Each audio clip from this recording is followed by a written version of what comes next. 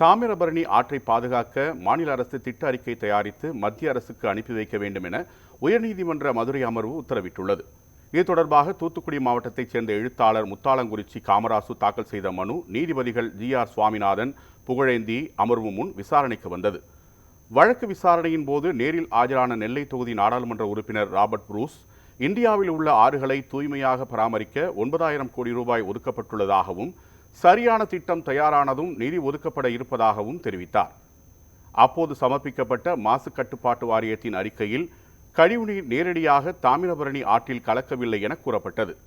இதற்கிடையே சொரிமுத்து ஐயனார் கோயில் திருவிழாவின் போது போதுமான கழிப்பறைகள் இல்லாத காரணத்தால் தாமிரபரணி ஆற்றுப்பகுதியை திறந்த வெளியாக பயன்படுத்தியதாக மாநில அரசு தரப்பில் தெரிவிக்கப்பட்டது.